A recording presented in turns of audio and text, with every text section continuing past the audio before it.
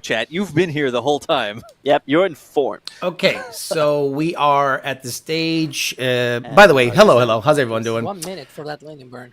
If you watched my live for members only earlier, we saw the SpaceX catch the booster, which was amazing, and we just so happened to be live when the ship is about to land. So what I want to do is I want to start this stream, the Peasant Chat, by covering NASA space flights, or using NASA space flights coverage. So again, this is the ship coming back to the Indian Ocean. They're good. They're doing a belly flop maneuver right now. See right here, it's in belly flop. It's gonna flip and land in the water. So let's shut the hell up and see what happens, because there's cameras all over this ship. 3 kilometers. Look how slow it's going, like 100 meters per second. 2 kilometers away. Yep. Starship is on target. Approaching landing burn startup. Is on target. So keep an eye on the Let's see bottom what right-hand happens. side of your screen as well. That will be the indicator when the Raptor engines ignite, if we are unable to see that illumination ourselves. Landing burn startup. Ooh, look at that. Here's a reflection of that landing burn. Look at that. Oh, a bit of a movement. Is that the water? Yep. And that's a splashdown. That looked like a splashdown to me. Yeah. No way! Both vehicles of this Wow. Starship flight have now made Oh, it look. back. Oh, and it blew up. Exploded the movie. Yep. Yes. It Yes. exploded! they had a camera there. Buoy cam. This is from the buoy, so it got on target. Oh my. Successful landing. They had a buoy cam. Dude, this today has been an amazing day if you're a fan of space travel, space flight, anything like that. Hello. How's everybody doing out there? Peasant Chat. That's right. We're talking to peasants today. Today has been an amazing day if you're a fan of space stuff. All we watched today in the morning, especially on the Peasant Chat, on the members only live stream, we basically covered the landing of the booster. So if you didn't catch that, I'll upload it tonight on it was members only, so I'll go ahead and upload it tonight. What I'm going to do now is get the live chat here and say hello to the people. Okay, so today on today's Peasant Chat, what we're going to cover is know where your bread is buttered. So a lot of people, I think, when it comes to tuning, have let's just say a short-sighted thought process, especially when it comes to business. And let's just talk about goals. When it comes to goals, if you are looking to make your car go 10s, 9s, 8s, 7s, or if you want to build a class-specific car, whoever you're being tuned by, whether it's Holley, Haltech, Fuel Tech, Lund, or whoever, your program highly hinges on your relationship with the person that's tuning you. But there's another part of that a lot of people probably don't even understand. Let's say you have a business shop and your success hinges upon, and your livelihood. Let's be honest. A lot of us just do mostly hobby stuff. But when it comes to business like shops, they have to have a very good relationship with the tuner, because they have to make sure that they eat. So some people are on the Lund Racing program, and we appreciate them very much. We appreciate that they are, whatever Lund says, based on experience, people tend to gravitate towards. We'll talk about examples. We'll talk about things that can be happening in industry and the pitfalls of being short-sighted when it comes to business, when it comes to your goals, when it comes to everything. And maybe, doing the tune shopping game, because at the end of the day, I think that's just going to mainly hurt your goals and hurt your business going forward. So we'll talk about that and many more things, but not before Mr. Bill O'Reilly tells us to do it live. Okay. We'll do it live. Okay. We'll do it live. Fuck it. Do it live. I'll write it and we'll do it live. Fucking thing sucks. Absolutely, it all sucks. And if you notice, the logos look light today because I am supporting people that support me, consistently. DNA Performance, DNAHighperformance.com. DNA Performance, the online parts house. If you want to get parts, you got to go to DNAHighperformance.com.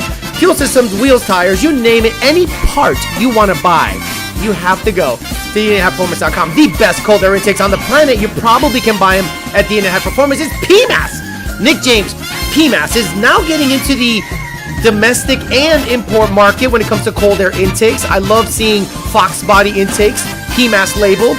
Old shit, but you know what? Good parts that might be able to make the older cars run better. Parts Farm, PartsFarm.com, the title sponsor, the people that make everything happen. They pay the most amount per month, and they provide parts. So if you want to get used parts, wheels, tires, motors, cranking pallets, chassis, rolling chassis, Parts Farm is where you go. 2 Auto Solution, Rami's around 2 Auto Solution in Bellac. Bellac Industries, if you want to let people know that you sell drugs, what you do is you get yourself a golf cart with Bellac wheels. I saw a golf cart with Bellac wheels at FL2K, and I thought it was interesting. So if you notice that these sponsors are being moved around, what I used to do is every year I would reset the sponsor stuff.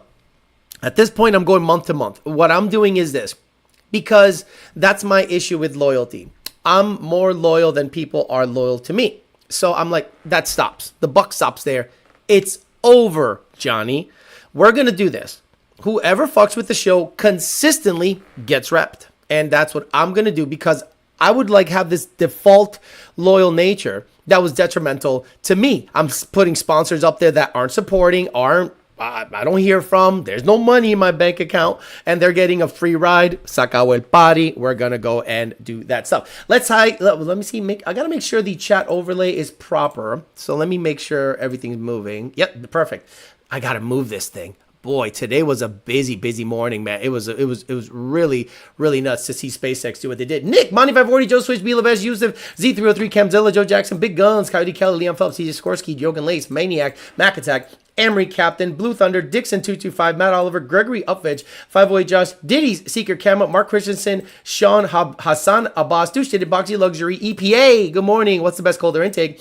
Bryson Witt a couple of times. And by the way, Rich Prince, sorry. Rich Prince, you guys are badasses. I love you guys. You guys do a really good job. They actually have a receipts shirt that I have to give approval for. I apologize that I haven't really given approval for it, but I can do it on the chat. So guys, remind me before the end of the show today, I will show you their rendering for the Show Me the Receipts shirt. I think it's pretty funny, very straightforward, and it's show specific. Canis Lupus, Giga Brain, Combopoulos, Michael, Andrew Yaba, The Wolf, Brian 03 Cobra, The Cat Boys, Abdullah Travis, Khalid, The Cat Boys, Josh Figueroa, Brett Ron, Brad, Arturo Mosillo, Cody Lewis, Honda Forever, CPR Andrew, Who the fuck is that? CPR Andrew. No, I'm trying to see who that is. 94 GT for Eric Raunchy. Nardi Mercado said, "What's up, everyone? Fire Pit Fitness. Let's get it in full time, never learning, fellas. Exactly. Renaissance Engineering. Is it Lund Tune, Joe Swish, Red Bird, Cole Daniels, Abdullah, Mr. Weber, Reekin 50, and all the usual suspects. Guys, thanks a lot so much. The SpaceX launch today, just I felt like a child again on Christmas. The fact that they landed the booster and the ship all perfectly gives me hope for that program. I'm a big SpaceX fan, so if you guys are into that stuff, I suggest you do that. But I'm going to upload the live stream. It was a 40-minute live stream this morning for the members only. Very early in the morning, where we captured the launch, we captured the booster catch, and we captured my reaction. Basically, every other word was holy shit, fuck, and everything else. So let's talk about what tuning is as opposed to what you think it is. So let's say, for instance, I'll give you an example with Jake. Jake wanted to make a 4R200 hub. He had this vision that the 6R80 gear ratio was very difficult to make it launch with a 4.1 first gear. So a lot of people are doing second gear leave, putting 355s in it, and which is a good, not a bad thing to do if you don't want to do 4R200 stuff. But the guys that really want to get after it and still retain a factory overdrive style transmission, because overdrive racing is becoming a thing. Believe it or not, there are many classes that are allowing or actually pushing for street cars, like, streetcar bragging rights, things like that, overdrive classes that say, hey, you got to have a factory overdrive in this thing. So if you have a 4R200 with overdrive enabled, you can enter those classes, and we have gone 6s with a 4R200 leaving in first gear, and we have gone 670s or 660s, sorry, leaving in second gear and only doing one shift at the end of the track. So I think that's something that is highly desirable. But back to the point where I was trying to make.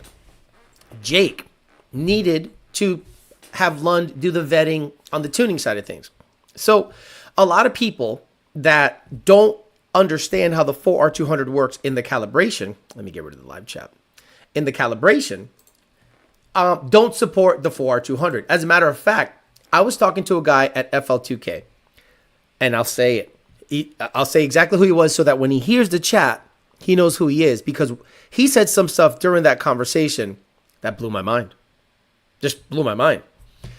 The 4R200, a lot of tuners don't tune the 4R200 because they don't even understand the theory or the thought process, which tells me a lot of the guys that tune don't really understand how the tuning works. I think a lot of them get a vetted file, whatever it's indexed for, whatever the car came with from the factory, do it there. Manipulate those items. But then when it comes to someone saying like Jake, I want to make a 3-speed overdrive 6R80. We're going to eliminate 4.5, and we're going to take the hardware out. So now the transmission is lighter. There's less failing points. There is no forward planetary. There's no $11 or $12 or $1,300 forward planetary billet one that you need, because that literally is the thing that blows up the transmission. And then you have to upgrade to a billet one. So he's like 4R200 hub, 3-speed overdrive, good to go. But for whatever reason, a lot of tuners didn't jump on board because they felt it was stupid. They felt it was dumb. They felt it was something that they didn't want to get into. And all of a sudden, the record-setting 6R80 car has a 4R200 architecture or hub, very, very modified transmission. But at the end of the day, this transmission can enter an overdrive class. All you need to do is put the overdrive back in. So all you have to say is, look, the Lund Racing Grey Goose can go to an overdrive class and say, sorry, if your only rule is factory overdrive, this is a 6R80 case, 2 gears with an overdrive, and we can make it a 6-speed if we want, and we can do just 2-3 shifts with the 6-speed with the 6 gear active. So if Jake was hinging, and he's not, he's more of a coyote swap company. But if Jake's business hinged on the 4R200 and no tuner would support it, well, guess what? All of a sudden, then that product goes away. He doesn't make it. No one's looking to support it. Sacabo el party. I'm not going to do it. I'm going to move on to something else because no tuner is willing to support it. But Lund Racing was able to support it, thrive, adjust, bring different theories, different applications to that kind of transmission. And him and Jake work hand in hand. Junior, senior, and Jake work hand in hand to make the best, the quickest 6R80 on the planet be built by Power by the Hour and be Lund tuned. So if you have a shop that hinges on volume and you're just putting Whipples on, Paxes on, Vortex on, ESSs on, VMPs on, whatever, you and your tuner have to have a really good relationship. But what's happening now is a lot of people are tune shopping, and that's okay. There's nothing wrong with that. But in my opinion, what it's going to do is retard your progress. Every time I get a log from somebody, all I can do is report. I look at the log and I go, this is what's happening. If I can adjust it, then I will adjust it. Let's say the shifts are not optimal. Then I will optimize the shifts, ask you to get back out there. You don't lose patience. You communicate really well. That's the other thing. Alex, I'm going to go to the track. I'm going to do street hits. Can you be available this day, that day, or that day ahead of time? And I'm more than happy to accommodate. That is my job. My job is to sit there and go, hey, you're going to the track? When you going? I'm going next month. I'm going to go to NMRA. Are you going to be available Friday for qualifying or Thursday for testing? And I'm like, yeah, I would love it. I would prefer it to be during the week. But if your only time available is Saturday, then obviously you have to pay for track side support. And I will adjust as much as I can. And, tracks don't really have great internet. So that's going to be something we have to fight. But I'm willing to do it if you communicate it. One of the more difficult things I come across is people doing last minute stuff. And that's difficult because I have a life too. You guys have a life. The last thing you want to do is when you get off of work is talk about work after hours. Like, I don't want to talk about work after hours. At 5 o'clock, 5:30 or 4:30, when I punch out, I don't talk about work. I go out, play with the cars, hang out with Tony, go to the gym, go to the beach, have a life. So a lot of people think that I live for this stuff. I don't live for this stuff. This stuff provides a good lifestyle for me. So I work when scheduled. So if people expect me to jump to in the middle of the night, that's probably not going to happen. And the communication has to be on point. So unfortunately, not everyone communicates very clearly, and I need very clear communication, and that will help you reach your goals. Also, same thing I said, if you own a business or your business shop hinges on something that Lund Racing does, it's probably a good idea to maintain, or your tuner, forget Lund Racing, or your tuner, it's probably a good idea to have a good relationship with the tuning company. So I've seen a lot of people not understanding where their bread is buttered. A lot of people have short-term success. They go out there, they run a number, and then all of a sudden forget why they got to that number. And you're like, oh, so what happens is if they all of a sudden think they're too cool for school and they're going to go ahead and do something else or think they could do it better elsewhere, that's fine. That's your choice. That's your option. But I don't think that's the best way of going about reaching your goals the best way. In my opinion, if you have a late model Mustang and you want to reach your goals sooner and you communicate extremely well, you should stick with only Lund Racing, because it is mutually beneficial for you to communicate with us, for us to communicate with you, and we can reach like-minded goals easier. Now let's talk about the guy that I met at FL2K. So a guy came up to me and said, hey, I'm tuned by your competition. And I was like, okay, not a problem. So I'm thinking he's going to come to me and ask me, hey, how do I order a tune? He only knew Spanish, so he's talking to me. But he seemed like one of these guys that knew enough to be dangerous. You guys know who I'm talking about, that type of person that he knows enough that in his mind he knows more, but in reality he knows just enough to get him by, just enough to be dangerous.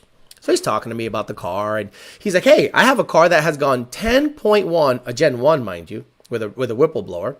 I have a Whipple blower Gen 1 car that has gone 10.1 on pump gas. And I went, that's an anomaly.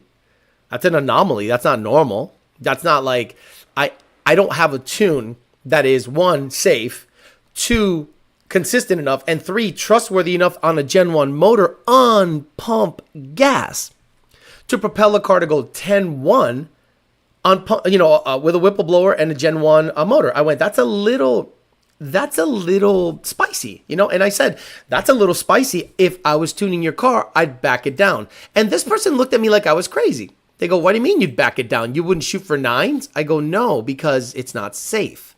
Like, based on everything I know, based on everything I've done, based on all of the data that I've collected over the years that I've been tuning, I don't think it's a good idea to shoot for 9s on a pump gas Gen 1 car.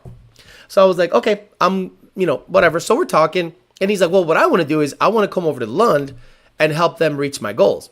Help me reach my goals through Lund. I said, okay, so what do you want from me? He goes, I want your advice. I said, well, you're gonna have to use race gas. And he was offended.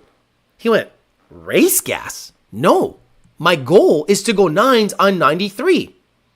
So in my mind, I go, okay, this guy is not on the program. This guy is one of those guys that knows just enough to be dangerous. He goes, my goal is to go 9s on 93. Can you do it? I said, no. One, I would actually back your shit off to go 1050. And he's like, but what? My goal is to have the rods stay inside the motor. And a Gen 1 is too inconsistent. And I'm not a big fan of pushing more spark advance, more RPM, more anything to help your car run 9s. If I were you, sir, you pulley down, you get octane booster in it, and go on a very cold day. And hopefully get your hero number and walk away. And if your rods and pistons are still inside the engine, then walk away counting your blessings that you were able to reach your goal without the motor blowing up and costing you $6,000, $7,000, $8,000. He was disappointed at that answer. He goes, oh, you don't understand, man. My goal is this, and you're telling me that you can't achieve that goal? So now my head is getting hot. I go, Who's the expert here? You came to me. I didn't come to you. I didn't come to your pits. I didn't come to talk to you. You came here because you wanted to know if this can happen. If your competition is okay pushing that car that hard in those conditions with that fuel, stay with him. And then try to reach your goals with him. But if you're going to go to Lund thinking you're going to get something saucier, that's not how we play the game. So after we talked a little bit, he, calmed down. And I was like, bro, E85, it'll do it no problem with more boost. He didn't like the thought of pulling down. He didn't like the thought of race gas. I want to do it on this pulley with this gas, with this car. I'm like, I'm sorry, your thought process is not something we can come together on, so we're good. So out of the blue, this guy says one of the most ridiculous things I've ever heard in my life, which is a very common thing, and I guarantee most people subscribe to this because they're Lund haters. He goes, by the way, the transmission that's in the Grey Goose, that's not a 6R80. Mind you, he came over to talk to me about tuning. He came over to talk to Lund about tuning his car. He wanted a 9-second 93 octane tune on the same boost that he's currently on. And then to top it all off, to put the cherry on top of the shit cake, he says that transmission is not a 6R80. I said, what is it? He goes, it's a Glide. Really? We somehow changed the internals. We somehow changed the case. We somehow changed how it looks totally. And now it's a Glide? He goes, well, it leaves in second gear and it only does one shift. That's not a 6R80. So I said to him, you come here and ask for my advice for tuning, and then you turn around and make this weird argument that the 6R80 case with 6R80 internals and the tune is a 6R80 tune is not a 6R80? Let me ask you a question. If there's a T56 on one of Tick Performance's cars, but 5th and 6th is removed, what is it? And he looked at me like, shit, this guy is making a good argument. And he goes, it doesn't matter. He's one of those Hispanic guys that's very animated and very loud and thinks he knows more than everybody else. It doesn't matter. It's not a 6R80 because doesn't have all 6 gears. I said, okay, let me ask you, how many shifts does your car go down the track? How many shifts does your car make down the track? He goes, 3. Leaves in first, hits second, hits third, hits fourth. I go, so is that a 4 speed, meaning not a 6R80? And he just smiled because he knew that, oh shit, this guy's making those arguments that I can't really refute. So suffice to say, if he hears this chat, we're not going to be working with you. And if I see your ticket come through with your name and I got your name, I'm like, nah, we're good. This is why. I had another customer come up that knows him from back home. And he goes, do yourself a favor, Alex. Don't deal with that guy. And I go, why? And he goes, this. And he told me the whole backstory. And I went, oh, thank God. So this loyal customer that came up to me after I talked to this guy, who had gone 820s, by the way, that day at the track. He went 820s on a shit-ass on-3 kit. And I gave him some suspension advice and stuff. He's like, trust me, that guy is just going to be trouble. He talks too much. He thinks he knows everything. And he's going to be just in your ticket system nonstop and just going to be one of those headache customers that wants to literally suck you dry for pump gas. Like, trust me, Alex, you don't want to do it. So I thanked him. I thought, hey, thank you. So that guy didn't know where his bread was being buttered. That guy was coming to me because I knew Spanish to try to help him achieve his goals. And then he goes on a tirade basically talking shit on Lund, making the same points that other 6R80 homos that can't tune a 4R200. Let's be honest, guys. Let's get this out of the way. The only reason you don't like the 4R200 is because you cannot tune it. That's plain as day. So when you go, I like the challenge. Okay, so why are you launching in second gear? Why do you have a 273 rear gear? Why do you have a Bigfoot tire in the back leaving in first gear and short shifting it at 6,500? If you're such a badass, why don't you just tune the 4R200? So know where your bread is being buttered, whether you're a shop or a person that wants to achieve certain goals. Don't offend the people that you think are going to help you achieve that goal. Stay on their program because they know more than you I don't care how long you've been racing. I don't care that you used to do 4 and 4 the weekend. I don't care you used to tune 3 valves. I don't care that you used to tune Fox bodies. On the Coyote game, if you want to go the quickest and fastest and have the most consistency and best luck, Lund Racing is where it's at. Plain and simple. Not just because I work there, because if I didn't work there, I'd still have them. As a matter of fact, I had their tune in my car before I worked for them. So we'll talk about it. Did you guys see the SpaceX launch? Have you guys seen issues with people that think they know more about tuning after they've been in the game for a year or two and all of a sudden tune shop and their goals are never met? It is an interesting thing that goes on in the industry out there. Too cool for school. That goes back a few years. That shit must have been gutted more than a Honda. Remember, pump gas includes a can of Octane booster. Exactly. Why didn't his turn tuner get him there? That's a great question. He said because the tuner asked him to put Octane booster in there. He put Octane booster in there. The tuner sent him a hotter tune, and the guy goes, it didn't gain anything. I go, wait a minute. 11 PSI, Octane booster, and he added 2 or 3 degrees, and it didn't go quicker? He goes, yup. I'm like, nah, you did something wrong. You probably put STP, Octane booster, in that bitch. Because when he's shopping for curtains and Bed Bath & Beyond, he will blame you. Alex wanted to crash out on the guy. I did. My head got hot, and I was like, what the fuck? Between that guy and track conditions and Cow's Eyes coming to the booth, FL2K was a shit show for sure. It was an absolute shit show. And you know what it did? Because Junior is pretty even-tempered. And I'm a hothead.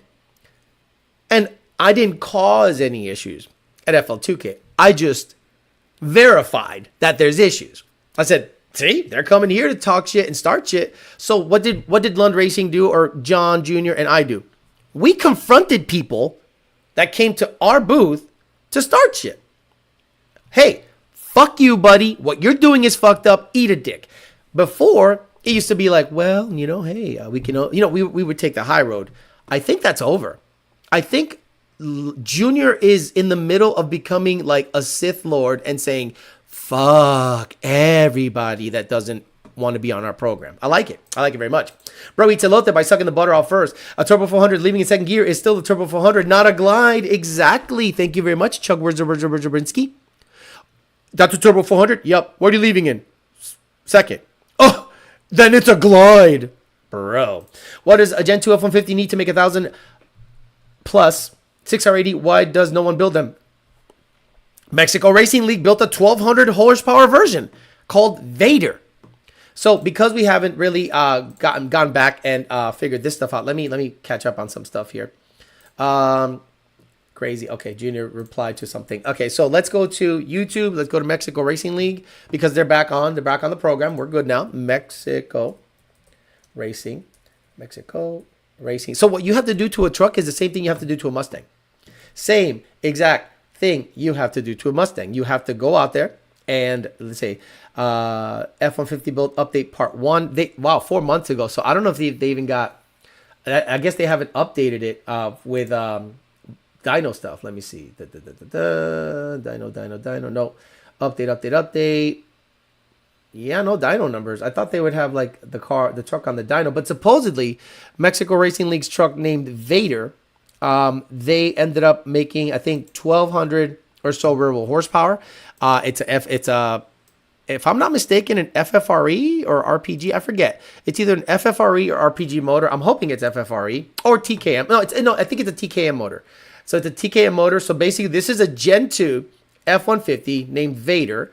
They're doing an update on it. They're doing AMS stuff, but I don't think they did dyno stuff. But I think the truck already made 12 or 1,300 real horsepower. So what you do to a truck is the same thing you do to a Mustang. Like the same thing. There is no reason to do anything different. And it's speed density. So it's a little easier. 5-bar map. You can party. It'll be a good time. So in my opinion, a lot of people overthink the build process. But I think Gen 2 6R80 F-150s will eventually, if you can find a regular cab anymore, 15 to 17, regular cab 6R80 F-150 is something I would fuck with. But I don't have the money. I'm good. I have enough projects to fuck around with. Sounds almost as bad as an A guys. Alice gave me suspension advice. Don't buy Keltrack shit. Exactly. I told one guy, don't buy Keltrack shit. And they buy it. And I'm like, okay. That's okay. When it starts spinning, when it starts stuffing tires in quarter panels, when it starts being inconsistent, do not reach out to me. Imitation is a sincere form of flattery that mediocrity can pay to greatness. Hobson says, Alex, installing a 3.0 Whipple on my Gen 1, staying on 93. Is it beneficial to upgrade the Whipple throttle body, or will I be fine with the stock throttle body? Honestly, Hobson, I would do the 132. You're just limiting yourself. And again, if you have like a 3.8 or 3.7 pulley, you're probably at 11 or so PSI if it's a Gen 5. And it'll make 650 plus real horsepower. It'll run well into the 10s on pump gas. So I wouldn't really just limit myself to a stock throttle body. SpaceX got Theo, that Taurine tune. Zimbabwe champion says, I would have stopped talking to him as soon as he said it was a glide. Just turn, walk, act like I'm going to the bathroom. No, I told him to his face, what you're saying is ridiculous. I said, if you were to say that to them, they'd probably do something. I'm being nice to you, bro. You're saying some of the most ridiculous, offensive, ridiculous shit. You're basically saying our work is shit. You're basically saying all the time, effort, work, engineering, and tuning that went into this situation is all bullshit. Well, if it's all bullshit, why don't you do it? I don't know shit about tuning. I just listen to my tuner. Broke boy needs a fuel system, says Manuel Amador. Darkland Jr. Carlos Arroyo says, Hi Alex, la gente quiere advice y la misma vez le falta respeto a los expertos que tunean. Miles de combinaciones como Team Lund, mi respetos a todo el team. He said basically people want advice, and at the same time, they disrespect the experts that tune. Tons of combinations, thousands of combinations that the Lund team is responsible for. My respect to all of the team. Thank you so much. By the way, sold the LS9 to Nestor Barrios. What a great guy. Met him yesterday. Came through to the 1-1. Picked it up. We talked for like an hour and a half or 2 hours. The guy's legit. He lived really close to where the tornado hit over in Loxahatchee area. Loxahatchee area, and he's okay. But he is a mechanical engineer for like mining companies. Dude's a badass. And I was like, oh. And then I sold my LS9 headers to Michael Rodriguez, a guy that has a ZR1 down in Miami area, an IT guy.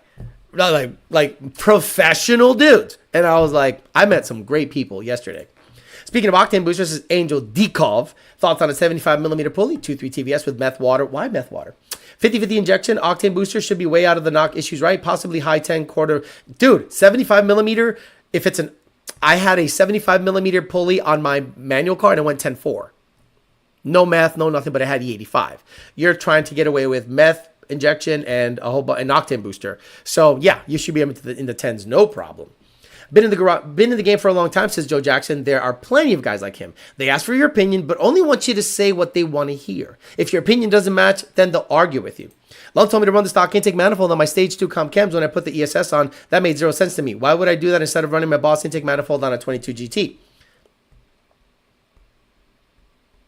Are you serious, Bickel Merc?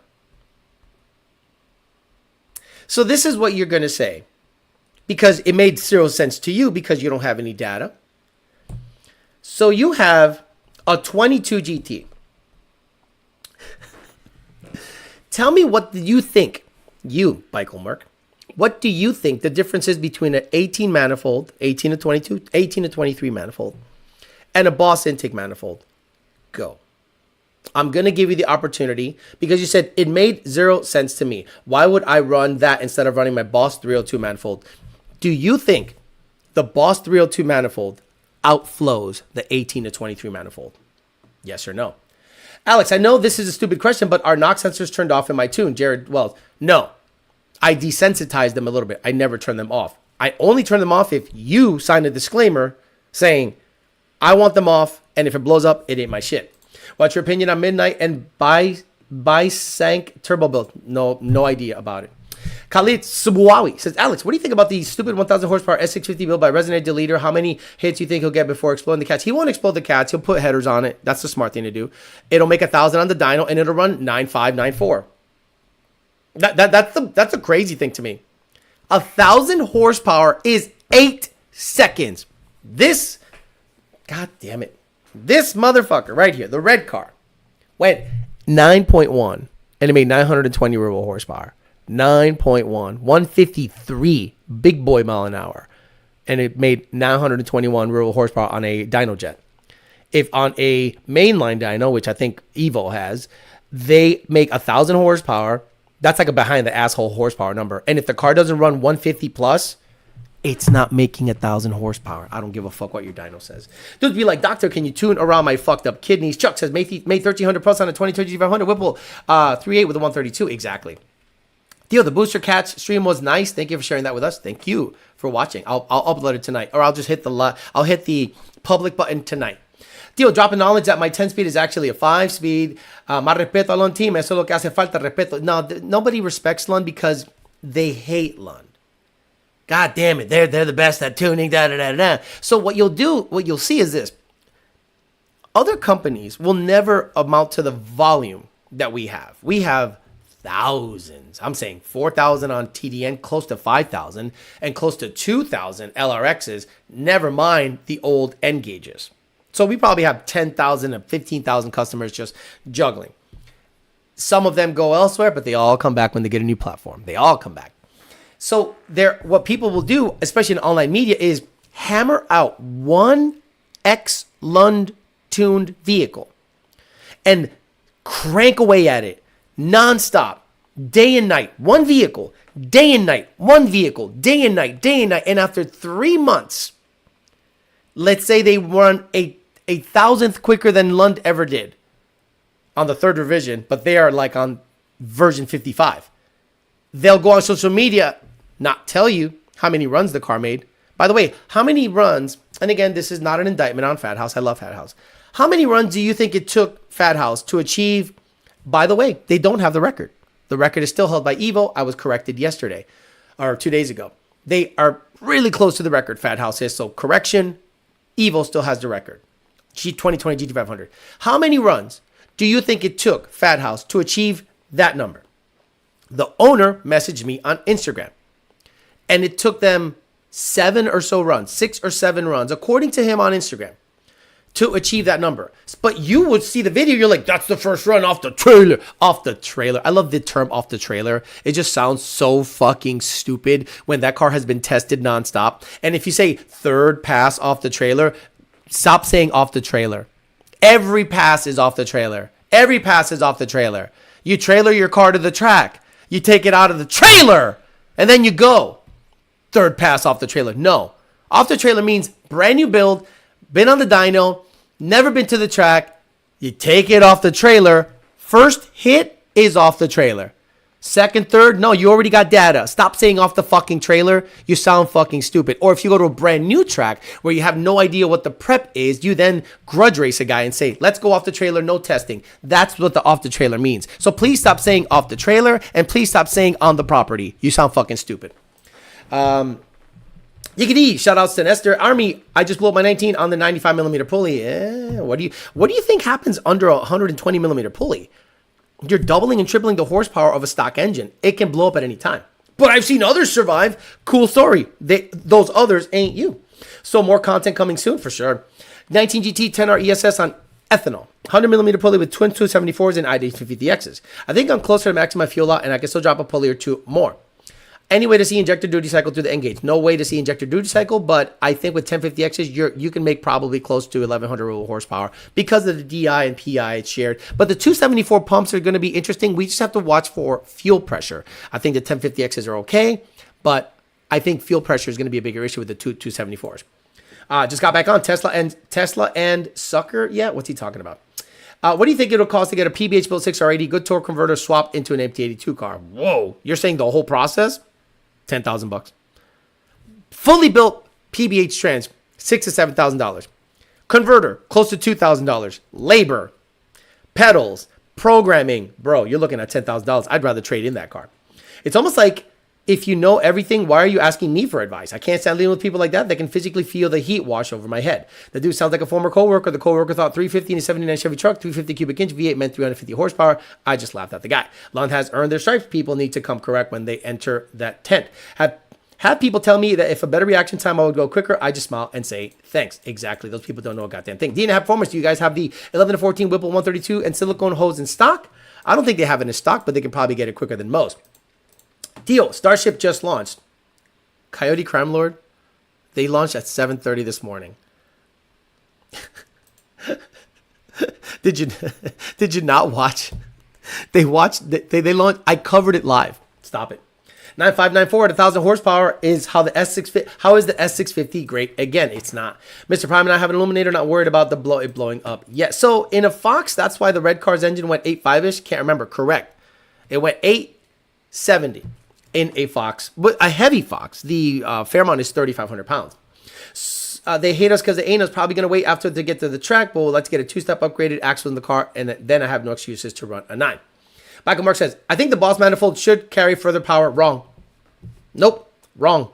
Boss and 18 manifold, exact same power. So when Lund Racing tells you, hey, save your money, keep the stock manifold in there, and you go, based on what data? Since 2018, we've been tuning these cars. So when Lund says something, and you say to yourself, that doesn't make sense to me, the person that doesn't have enough data, it doesn't make sense to you. It doesn't make sense to you because you don't have any data. So do you believe Lund or not? If you don't believe Lund, you can go get tuned somewhere else. Not a problem. Vaya con Dios. We're not going to sit there and argue with you that the Boss and the 18 manifold make similar power, similar curve. There is no upgrade. As a matter of fact, a lot of Boss intake cars, a lot of 18 manifold swap cars on Gen 1s get the Boss revision and they run the same number because the 18 manifold flows that good. Watch these dudes go from Lund to Shoe because y'all weren't tuning at FL2K. One of the dudes blew the motor, being way too lean, and the other dude went from 7.9 to 9.8. Sad shit. The Jocko Bell, saw it in person. Y'all ain't tuning at FL2K? No, we're racing. You should have gotten your car tuned weeks before FL2K, and then you go to 2K tuned. These cars don't need to be tickled every fucking pass. They just don't need to be tickled. Why? Explain to me like I'm a child. And I use this as an example. The MSR guys. Mike Murillo. Chris Murillo.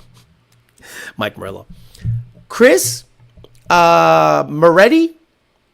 I think it's Moretti, Chris, and I forget the other kid's name. He has a silver Gen 1. Those guys are on the same tune for like 3 years. Why don't they ask for a revision? Why don't they come over with a data log and say, what do you think? Can we improve on this? Why do you think? Because they're at a point that they can look at their data log, know what the fuel trims are doing, know what the cams are doing, know what AFR is doing, ramp in the boost a certain way because they have a racing program. You guys that think you need to be tickled every fucking round blow my mind. Log comes over, I go, looks good. But what do you mean looks good? Can you improve on it? Improve on what? Fuel trims are within 2%. The shifts are happening at 75, 7800. And we saw on the dyno, it rolls off after that. So what do you want me to do to make you feel better? They want you to do something. Well, tickle it. Tickle what? And this is the other thing that I come across a lot. On manual cars, I control nothing. You control everything. So if I see you revving to a point that I don't think you should rev to because it might cause issues, limiter issues and whatever, all I can do is say, shift sooner. It's not the tune. Like, it's a manual. Oh, my Lord. Dude, stop it. Is there any way I could put a fuel pressure sensor on the fuel regulator so I know when fuel pressure is going up 1-to-1 with boost? That way I can catch a bad fuel pump. You'd have to have like an aftermarket gauge monitoring inside the car, or if you have an N gauge, you should be able to get like a. Okay, data is everything. If you're not willing to spend the money on data, I can't help you. So there's a ZT2 box. The ZT2 box has the ability to analog in a couple more signals onto the existing N gauge. So the ZT2 box just needs a power source and it spits out a 5-volt signal, and whatever that signal is correlating to, like fuel pressure, it will then, you plug it into the back of the N gauge, and the N gauge has Z signals. If you look at the N gauge, it has Z AFR, Z pressure, Z, it has Z labeled at the bottom. So then you go, okay, what does the Z mean? From the ZT2 box. So the ZT2 box plugs into the back of the N gauge, and you can have an aftermarket AFR wideband reading AFR, and then any other 0 to 5 volt source, and as long as you have the proper transfer function. You can do PANVAC. You can do back pressure. You can do fuel pressure. You can do rail pressure. You can do whatever sensor as long as you have the proper transfer function.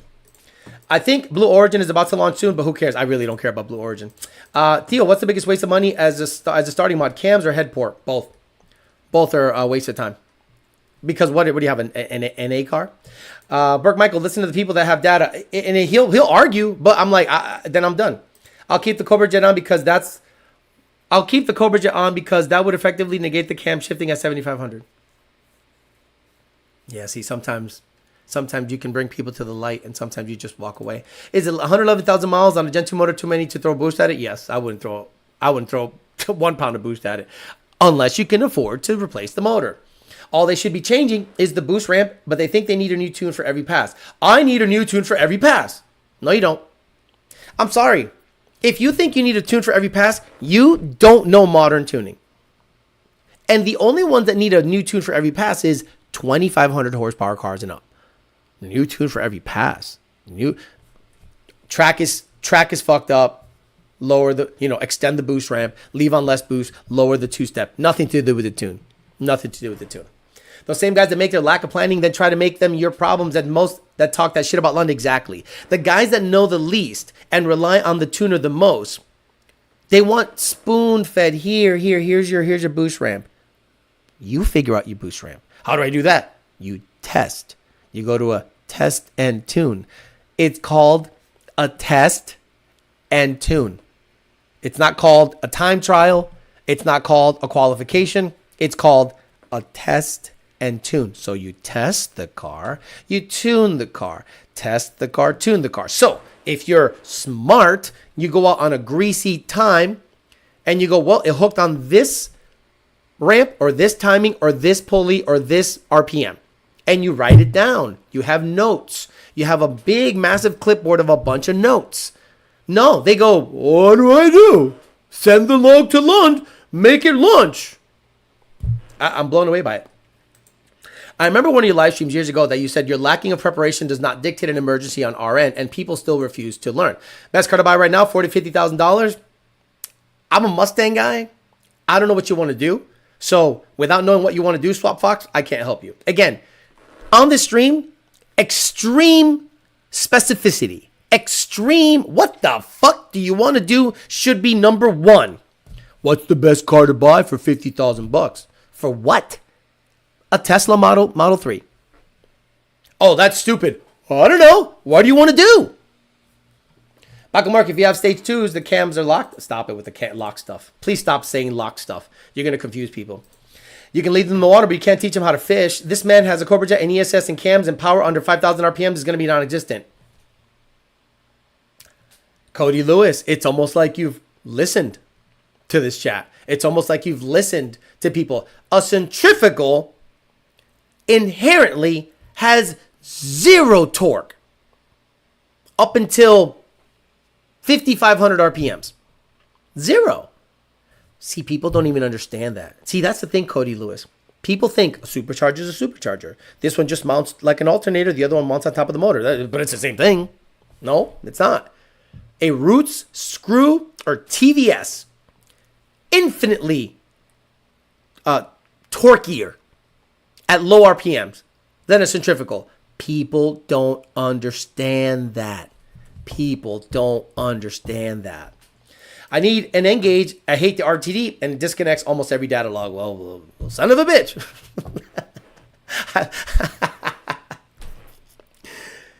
So, Jared, if I were you, I'd get a laptop, download VCM Scanner, and view every log on VCM Scanner. Don't even bother with the TDN system. To me, the TDN system is hit or miss, depending on cell phone strength and signal strength. You almost have to have a Starlink on the roof of your car for TDN to work properly. What boost control do you recommend? Again, what do you... boost leash, Cortex. AMS is for Billy Badass shit. You don't got Billy Badass shit? You don't need an AMS. So who's worse, Shelby owners or racers who don't know anything? Racers that don't know anything. So, clout. Racers that don't know anything want clout. And they want to talk that shit. They're dying to be street outlaws. The Street Outlaws live a very shitty life. Let me explain to you what Street Outlaws is, right? This guy is obsessed with racing. This guy has nothing on his mind but racing. Diet, health, dental health, appearance. All he wants to do is bust your ass at the list race. So what does he do? Works on his car nonstop.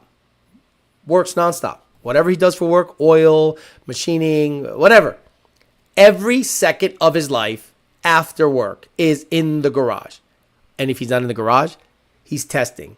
And if he's not testing, he's in the garage. If he's not working to make the money to test, he tests fucking 7 days a week. So that come time for the list race, he has data depending on the track. They walk the track. They go, virgin track. I have data on a virgin track, right? What does the racer that is unprepared do? Facebook told me that Kel-Trax, a Whipple on 10 PSI and pump gas will go 9s. Then they go out there and it runs a 1090 and they're like, the tune sucks, right? Well, tell me, Facebook told me that I should run 9s, but it only ran 10.9. I'm like, at 10 PSI on pump gas, that's all it's going to run, 10.9. Facebook said differently. Okay. So then they tune shop. $3,000 to $5,000 later, a tuner finally says, bro, why don't you just try a different pulley and octane booster or race gas? And then they do. They try a different pulley, race gas, or octane booster. Then they run the 9. Then they say, my original tuner sucked. This tuner's better. Because he didn't listen to the first tuner. He thought he knew better. Do you know how many people I know buy a Whipple? And again, this is no indictment on Whipple. It's just people's ignorance. They think a 3.8 or 3.7 pulley should make 1,000 variable horsepower. They don't understand the correlation between a lower pulley size and the power output. I shit you not. People that I thought knew something about cars did not understand why a car with a 3.7 upper pulley, E85, only made 790 variable horsepower. They did not. I said, you need more boost. It's like, what do you mean you need more? It's only 11 or 12 PSI, bro. You need 18 to 20. What does that mean? You need like a 3.0 and like a 20%. I don't have that. They go to another tuner. Other tuner adds fucking 3 more degrees of timing. And it makes 35 more horsepower. But at the ragged edge of its safety. And they go, see, Alex? It can make more power on this pulley. Go race it. Doesn't run any better. Why? Inlet air temps now are a problem. Or they don't have a efficient enough intercooler system, or the car's knock sensors get pissed off. Guys, you guys think that because you see them on Facebook, Instagram, racing on YouTube and stuff that they know stuff? They don't know shit. Like, they know less than the layman. If you've listened to the show since its outset and you subscribe to what I say, you know more than 75% of the people that you think know shit. Not because I'm such a badass. It's because I have more data based on my job and the people that are around me than most. Again, I have been tuned by others. And when I'm like, I'm not impressed. I've been tuned by 3 or 4 other companies on the Ford game. And I'm like, it's just different. Like the idle. A lot of you complain about the idle. Or you think the tune is aggressive. Hence, that's why the car is twitchy. And then you get a Lund tune and it's smooth. So you immediately go, well, it's slower.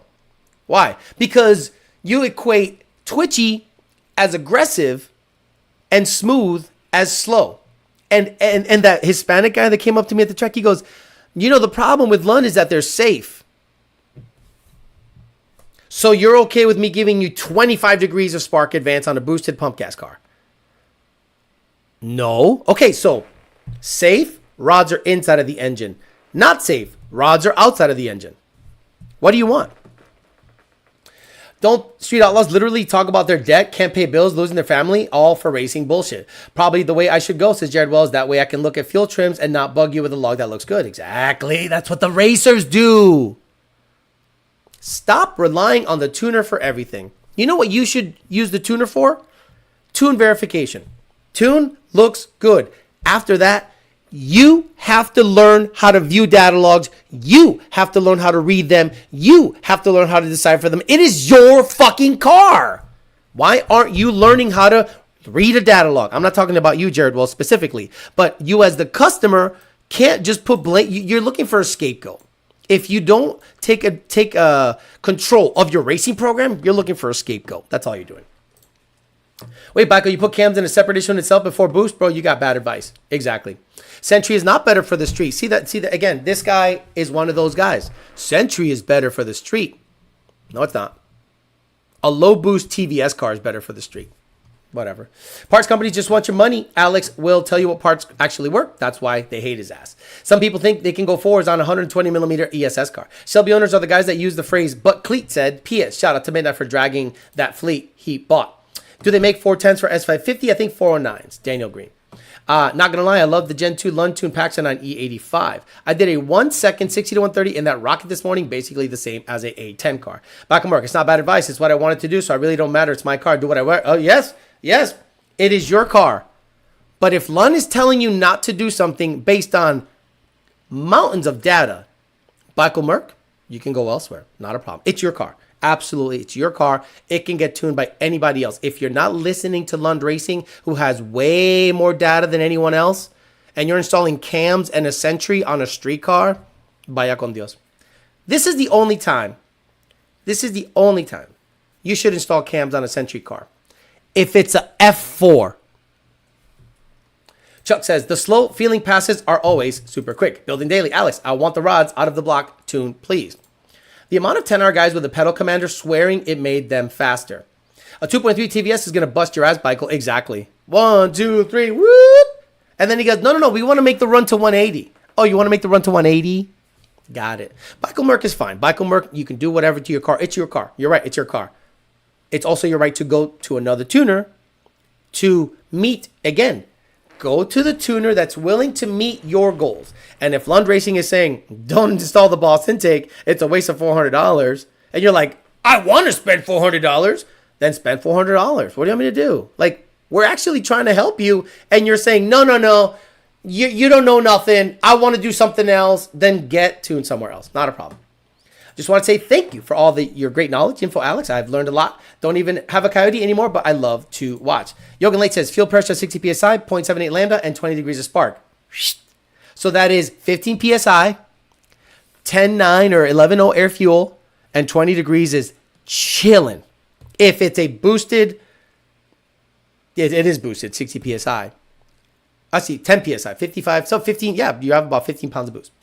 They always want more horsepower until it throws a rod, and then it's a tuner's fault. Alex Carrera says, Alex, question, I have an ESS car on a 120 pulley. Just wondering, I only have 91 in my area. Can I add Octane booster on the same tune? Yes, Alex Carrera, you can add Octane booster on the same tune. But in order to take full advantage of the extra Octane, it's a good idea to have a 100 Octane tune. But the type of Octane booster you're using matters. If you're using STP or Royal Purple Octane booster, it's only going to bring it up like from 91 to 91.9. So I would definitely choose like Boostane or something similar, or Race Gas, and then say, Alex, I have 100 Octane in the car. Then I can get you from 15 to 14 degrees all the way up to 20. That's like 60 to 70 horse to the rear wheel. Turvy 3.0 just joined and heard cams in a Sentry and set up and said, what the fuck, right? Reflex GS, sorry. The moment people say cams, Sentry, you know who has cams in a Sentry? Jeremiah Camp. You know what he starts his rolls at? 5,800, 6,000 RPMs. And at that point, you're making so much power that it might spin the tire. Anything under that, it's too lazy. So there's a fine line whether the car hooks and it's better for the street. Better. That's a Facebook line. Sentries are better for the street. Meanwhile, there's a pro-charged F4 Hemi car running 380s. But that's different. Sentry is better for the street. Copperhead Gas says, Bickel, I'm done here. I'll leave it with this comment. Nardi, I'd like to vote 1. No, Bickel's fine. He can get tuned somewhere else. That's all. That pedal commander on a boosted car is already a bad combination. Look at what Gail Banks says about them. Gail Banks, who kind of knows some stuff. And I know people in my personal life that dislike Gail Banks. They dislike Gail Banks because Gail Banks knows more than them. That's all. Gail Banks, pedal commander. He has a good video on. It's like a minute long. Is it? Is it a minute long? Here we go. It's a short. Here we go. Check it out. Oh, shit. Stop. God damn it. Volume. And let's listen to Mr. Gale Banks, who you most hate, but it's because he knows more than most. Here we go. When engineering a product, we do our homework. Pedal Commander puts up a web page full of laughable comparisons and ridiculous statements. It's time for me to clap back. Choose Pedal Commander over Pedal Monster because it is much easier to install. That's BS. Pedal Commander doesn't cause voltage shorts. False alert. I am never putting this back on the truck. This Pedal Commander wasn't a good idea. Pedal Commander is battle tested. Probably saw the Pedal Commander Nissan. That Nissan has a supercharged LS under the hood with a cable-driven throttle. Oh my lord! I love you, Gale Banks. Keep going. No Pedal Commander product driving that throttle. It is a fact that Pedal Monster offers more. Absolutely. Click the link to see Gale's full breakdown of the differences between Pedal Commander and Pedal Monster. See what I mean? So, Pedal Commanders do not add one motherfucking horsepower. Not one motherfucker, like not one motherfucker at all. But a lot of people will swear it makes more horsepower, and it does not give you any more power. But not one motherfucker! You can't tell motherfuckers nothing. You can't tell me nothing. What they'll sit there and say is, yes, it does. I feel it. Alex, I feel more power. Again, there's also a revolutionary product called the Foot Plus. And if you want the most foot plus pedal, foot pedal, Alejandro Flores, where is it? It's the best product ever. Videos? What happened? Videos? A revolutionary product. There you go. There you go. So this, if you got an ESS car and you don't want to pay a lot of money for like a Pedal Commander, it's simple. You get yourself one of these things. It's revolutionary. It's a lot cheaper than a Pedal Commander and environmentally friendly. Hate having to press the pedal. Oh wait, what happened to this thing? Let me bring it down. There we go. There we go. Like you see half my body. All the way down for maximum performance. Introducing the pedal extender. What's it consist of? A revolutionary design. A 2x4 block of wood. Some tape. Done. Holy shit! Call in the next 30 minutes and you'll get the brake maximizer. Same block of wood, just painted red. See? So, I don't know why you're spending money on electronics. We have an environmentally biodegradable, safe option for you to choose from on our channel. Copperhead almost. Better for the streets is something Parts House would say to sell something. Bro, stop it. It does add horsepower. It comes with a sticker. Is Bickel a bisexual named Michael? Here we go. Pedal Commander, or move your seat up a couple of clicks. The pedal extender. Yeah, same block of wood, just painted red. A Sentry with cams needs more RPM as it moves the power up. So a low RPM, you're making less power. But it's better for the street. See, like, you don't understand. Like, if you're on the street, you kind of want like a built-in traction control. And the ESS offers that. ESS offers that option. I don't want to roast my tires when I go what? Start at an earlier RPM. Notice the Nikes Alex been repping for years. Blow. I mean, I somehow moved on to these recently. Like, I'm more of a Chucks guy right now. But because I feel the ground better, especially when lifting and stuff. So I just kind of adopted the whole feeling the ground situation. EPA still uses my pedal extender 10 years later. The pedal extender made from old porch rails. Is the pedal extender on your TikTok shop? Do you have a less streeta tune? So that's the problem with Facebook and TikTok nowadays. A lot of guys get TikTok famous. Guys, TikTokers at the track didn't do a goddamn thing. Let me clean this. This thing is nasty. TikTokers at the track didn't do a goddamn thing. You don't see the fastest guys on TikTok. Well, you don't see the fastest Mustangs on TikTok. You just see a guy that, wants to make content, and good for him. Nothing wrong with that. And he's not a bad person. He's not the guy you should get tuning advice from. You know what I'm saying? Sarcasm. I run a Century Amo Streeta. Bro, the shirt ideas that can come out like Century's better for the street. Like, you'll know. Actually, I'll show you. That reminded me. So let's go to my email where the guy showed me the Show Me the Receipt shirt, bro. It's so funny. And he has Easter eggs in there. Gmail, Alex Gmail. He has Easter eggs in there, and I think it'll be good. And I need like approval from y'all all. Receipts, sponsor, LS9, receipts. Here we go. So Holton is his name. I sent him this, and Alex, I have a V1 version of Show Me the Receipts. He literally, has the receipts here.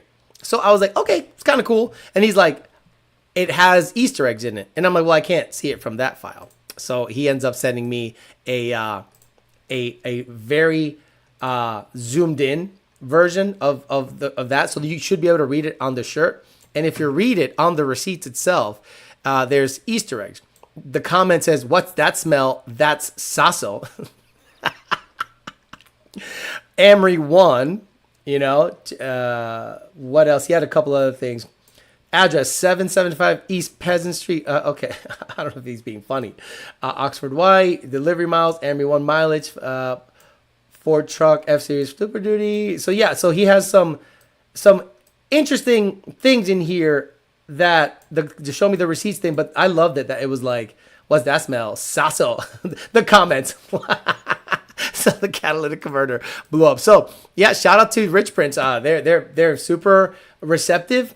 They're quick to give me revisions on shirts, and they put up the product really quickly. So shout out to them. I appreciate that. And you guys can get, and again, only you will know. Like I saw a guy at the track. He had my red YDB, the red YDB T-shirt with the American. It's so badass. It's so recognizable to me. That should be like the shirt to rep the show. But if you have like a Show Me the Receipts, FBO, and stuff like that, bro, you'll know if you see another Amory member out in the wild. Where's JJ the Boss Mo Street when you need it? Where's more Streeta? Let me see. Mo Streeta. I know Ryan has all that fancy shit, but I know I can beat him on the street. Cause I'm more Streeta. But I had something else that was better. One time Sean farted on a chair and I ran over and sniffed it cause I'm more Streeta than him. Exactly. So race gas with 1050X and a BAP and boost is good to what power level? I made almost 800. Tay speaks. Wasn't Calma one of those needing tickling constantly? He liked a little more attention. I don't have an issue with him at all. It's like people need to communicate. And if you don't communicate, I can't just jump to. I don't carry my laptop around with me. Like the moment I'm off work, and I forget I have a job. I think did he use an extender with Meek and Bunny? Yes, he did use an extender. New Balance skate shoes. Thank me later. Got it. Them TikTok boys blow up their customer cars for views. Are you talking about the dude with the shop? He's a good mechanic, not a tuner by any means. No. I'm not saying him. I'm saying there's a lot of TikTokers that go get after it, but then when they go to the track, they don't run a number. And then they only show the good. And we see the bad. We're like, whoa, that shit blew up. But yeah, no, the kid seems to be okay. It's the owners of the cars that are sus.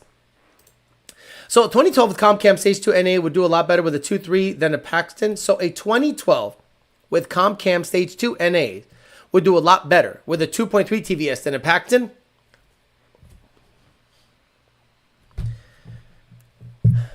What do you want to do?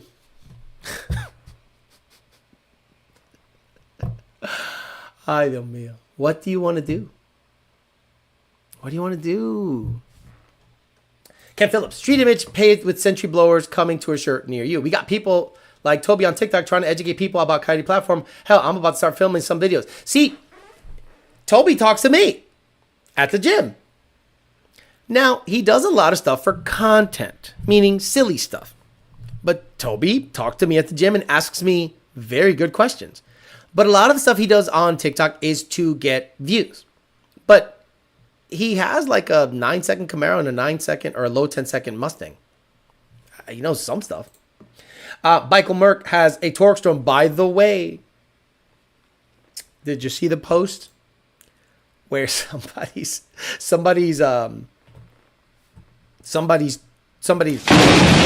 Torqstorm came apart?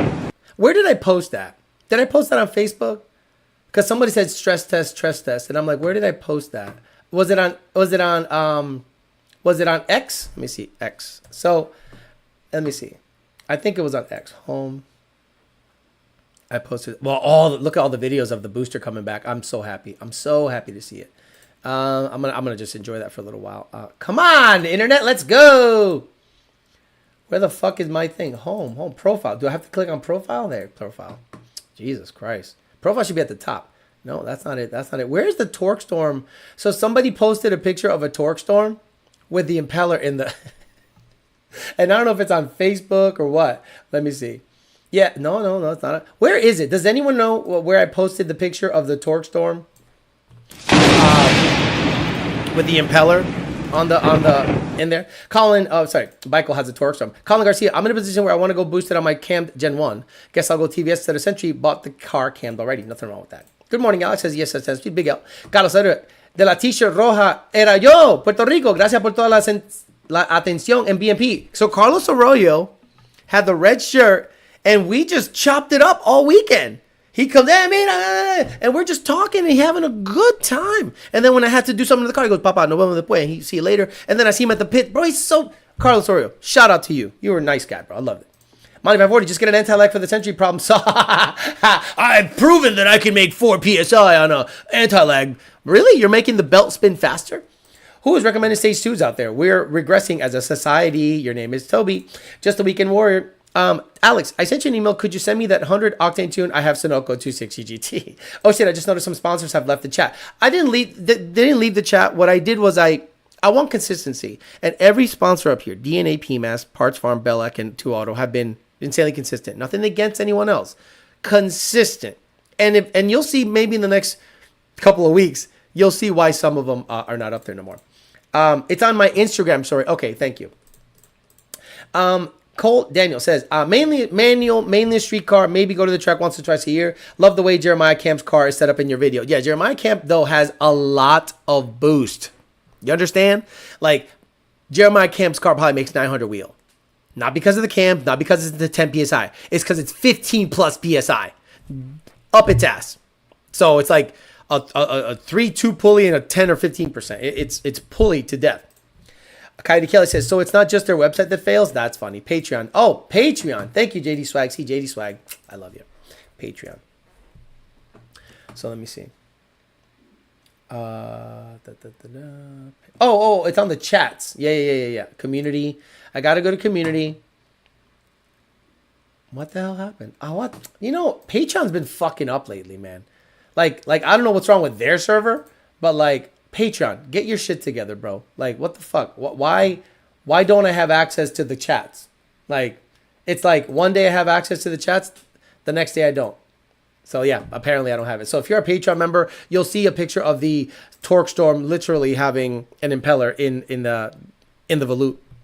Definitely a lifeless cow shirt. So I found out where I was watching movies last night, and I finally saw the part where the lifeless eyes comment came from. Let me see. Matrix, lifeless eyes scene with Smith.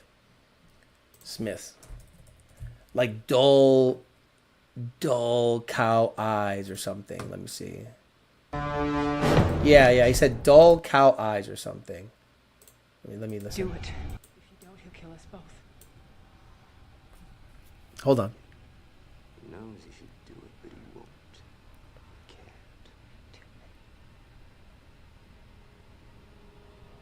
I gotta find. I hope I don't get copyrighted because it's just a sound.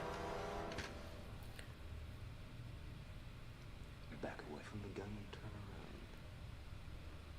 around. I want him to say that look through these dull cow eyes. See your enemy. I think of nothing else. Feeling every breath, suffocating. Where is it? Disgusting. Look at how pathetically fragile it is. Nothing this weak is meant to survive. Come on. Where's the part where he says, look through these dull cow eyes? Or something like that. I want what you want. Okay, let me see. This might be the part. Listen up. I think this is the part where he says, look through these dull cow eyes or something like that. That's it, Mr. Anderson. Look past the flesh. Look through the soft gelatin of these dull cow eyes. Look through the soft gelatin of these dull cow eyes. Cow eye. Look through the gelatin of these dull, soft cow eyes. Through the soft gelatin of these dull cow eyes and see.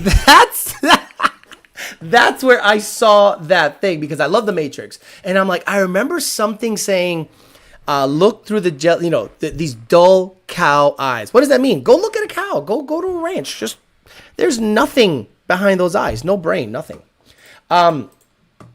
Also, he has a Gen 2 short block. Yes, exactly. Jeremiah Camps is Gen 2 short block, Gen 1 heads, I think. Gen 1, it's the Comp Camp Stage 3s. A lot of boost on the Paxton. So it's making a lot of power.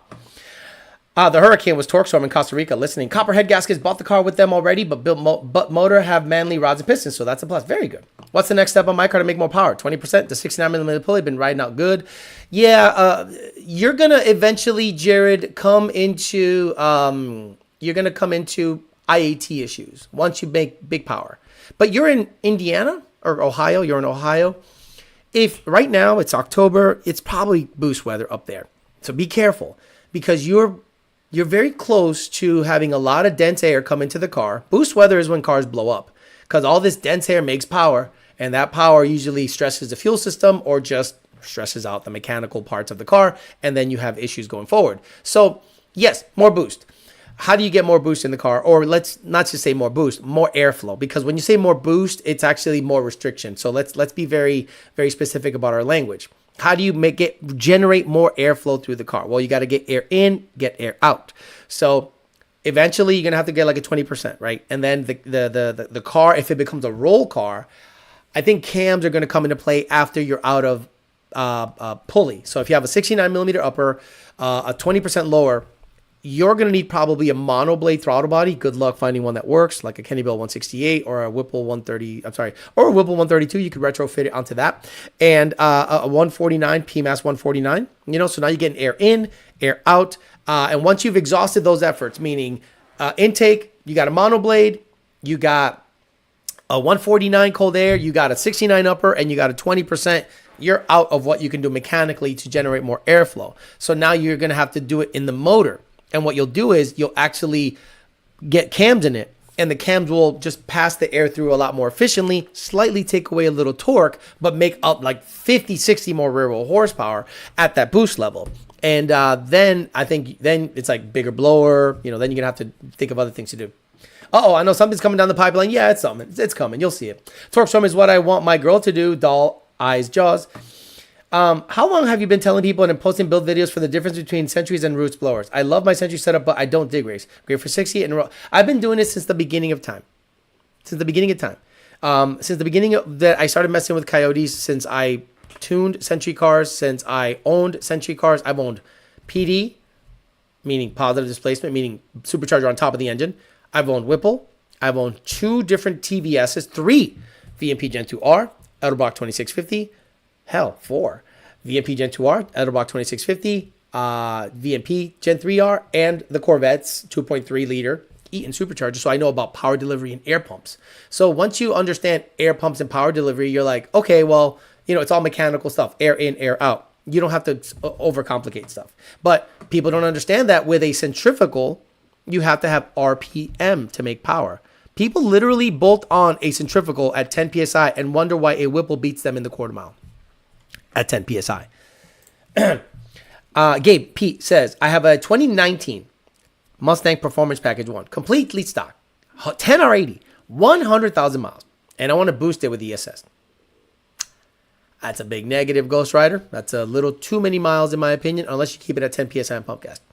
I'd love to just have a fun daily driver without crazy horsepower or boost. Is this dumb as hell? Love the lives. So Gabe P, I would definitely keep it under 11 PSI, 120 millimeter pulley, chill out, pump gas, 52, 55 pound injectors from a Predator or a 1050X if you want really good data, a booster pump, have good sweet fuel in it, and you should be good for a very long time. But if you want to push it and you want to put E85 and 100 millimeter pulley on it, you should be able to save up for another motor because it's just a matter of time before it goes. Went out last night and had tire shake so bad the first pass and broke a motor mount. That's wild to me. That's really wild to me that you broke a motor mount. Jeremy Platt says, like button smash, driving on the road, listening to on the background. Have a good Sunday, brother. Thank you, Jeremy Platt. Be careful out there. And Mr. Prime 269 gave me a $5 super chat, and he said, Alex, I have a 19 GT Aldo kit, Richardson 10R. Richardson does good work. Illuminator, what PSI should you keep the boost under so my motors last a long time? I want to run 8s. 19 GT. Fuck. Illuminator? You can get up to 17 or 18 PSI depending on how, if it's a Whipple. Okay. Twin turbo is different. 10 PSI twin turbo, depending on the turbo size, can make a lot of power. Like I'll give you an example.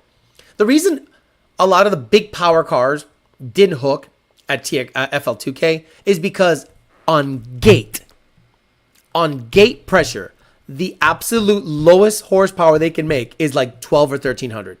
You understand? Like absolute bottom of the barrel, lowest horsepower they can make is 12 or 1300.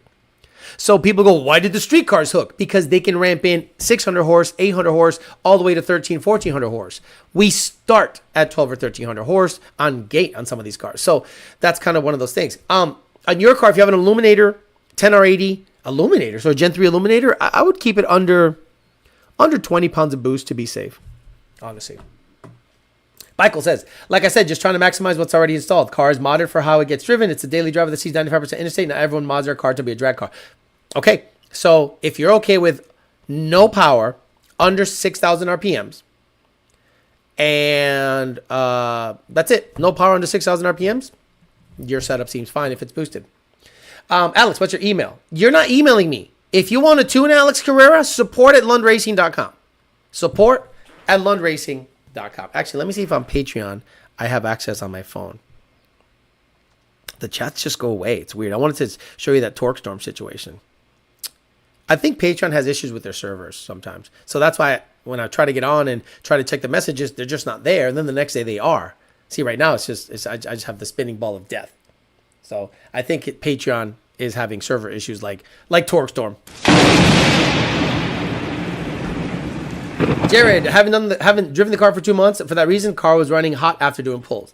Around town, I have a triple pass on it. I would like to get a 132 on it since the 67 is being weird. Yeah, so Jared Wells, you would need a Whipple drive-by-wire section and a tune update more than likely. So yeah, if you can retrofit, like I did, a 132 Whipple on it, you might have to flip it upside down. Yes, because it's too tall and it hits the hood. We can send you a tune for that. No problem. Beep and Smoke Detector says... Beep and Smoke Detector says, can I put a two-step in my 2018 Mustang? That's funny.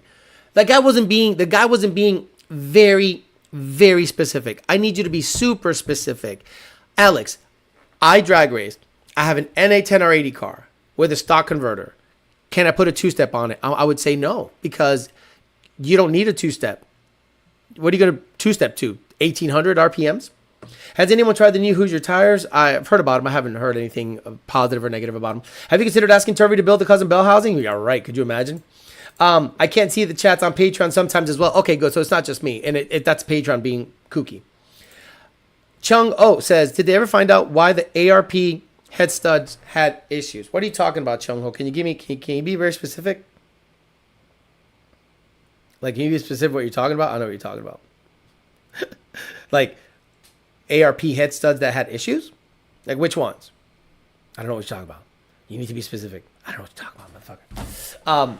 Anyway, so I think in the next, couple weeks, you're going to see some shenanigans. And I'm waiting. I'm waiting because,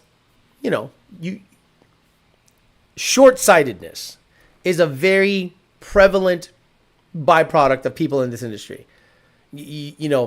If your bread is being buttered somewhere, racing, parts, whatever, and you do something to disturb the force, I think Lund is out of fucks. I've never had a fuck. So Lund hasn't acted petty on anything, but that's to their detriment. I'd love for the Lunds to be petty as fuck. That'd be so cool. Like, yeah, we're on it. That was an install error and not an issue with the stud. Alex, I emailed you the Torqstorm picture. Thank you so much. Because I was like, I couldn't find it anywhere. These dull cow eyes. Right. I knew it was from the Matrix. I'm like, where are her dull cow eyes? James Lake. Okay, so this is a post that ended up on Facebook. The guy is Dustin Ellingsworth, and he posted a picture of what looks to be a Torqstorm with an impeller. Peekaboo.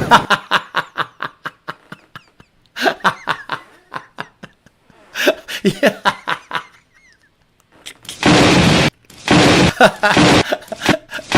That's what he must have heard.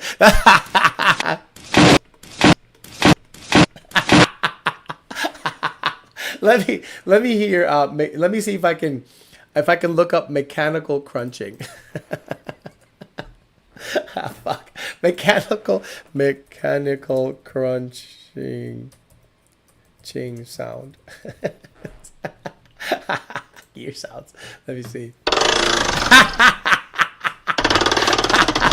Fuck.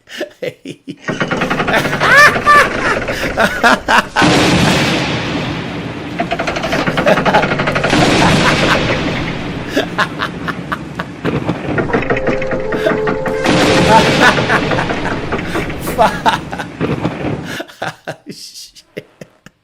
Oh, bro. I love you guys. Shit. I mean, what are you gonna do, man? You know, shout out to Torqstorm. Fuck. I don't know why anyone would buy that blower. Like, ever. Oh, fuck. I love it. I've seen videos of blown head gaskets after startup. What are you talking about? The Apex, boundary head studs had issues. Oh. What? Chuck. Oh. Fucking Chuck. I love it. Matt G, do you have Discord? Their servers are more legitter. But do I get paid? Turvey sucks at welding, but he's damn good with a grinder. Discord would be awesome. Hey, I'll look into it if I got paid. Probably came out of the box looking like that. Oh, fuck. Well, it definitely made enough torque to cause a storm for his bank account. MMR sent me an updated bolts to the ARP main stud kit. The built in the USA, though. Okay. I think I told you guys before that built in USA doesn't mean shit anymore. And a lot of people didn't like that comment. I got some hate. And I was like, let's be honest. The USA as a industry leader in manufacturing is gone. It's gone. Like, just because it's more expensive and it says made in USA on it, you know what I would do is if I was China? I would slap made in USA on every item and charge more for it. I mean, that's how ridiculous we are. Like, there are products that you can look at and go, this product is made extremely well, so I'm going to support this product. But some people say, well, it's made in USA. That don't mean shit to me no more, bro. That don't mean shit to me no more. Your iPhone that's in your pocket right now that you rely on for everything is China or Korea. One of those two. China, Korea, Japan. Oriental. Asian. So, like, that made in USA shit, se acabó. What are you doing, Tony? See what little man doing, making some noise over there. What are you doing, buddy? You're being weird. I think he's hungry. He moved the plate.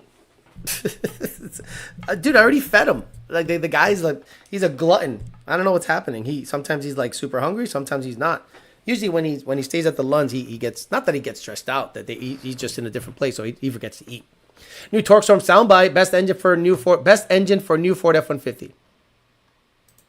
Best engine for new Ford F-150.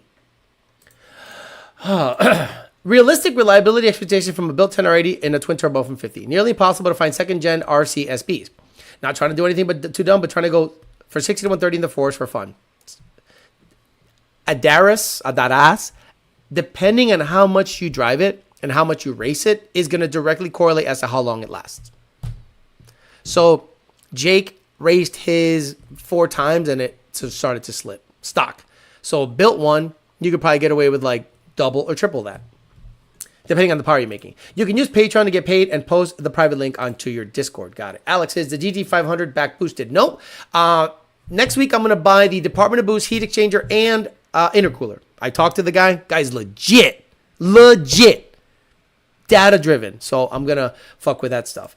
Assembled in USA with China built parts. You can make a tier YouTube that you can give link to your private Discord. Yeah, but that sounds like more work. Uh-oh, this thing just fucking paused up. Uh-oh, looks like my shit's fucked up. Oh, there we go. Torqstorm material so soft the engine barely sneezed and it was going through it. Why are you being weird, computer? I think it's Chrome. Chrome is being stupid. The Water Motor Builder is only the one I see promoting the company for some reason. Yeah, I think this thing is being funky. But anyway, it's the end of the show. So today we talked about where do you get your bread buttered if you start out there trying to achieve some goals and you know that you're hinging on your tuner or manufacturer or whatever to achieve your goals, and then you don't follow their program and don't do the things they ask you to do, then you can expect to have worse results, spend more money, and if you do something to slight them, it can be an issue. So be careful doing that. All right, guys, I'm out of here. I'll see you guys on Tuesday for Talking Shit Tuesday. See you guys later.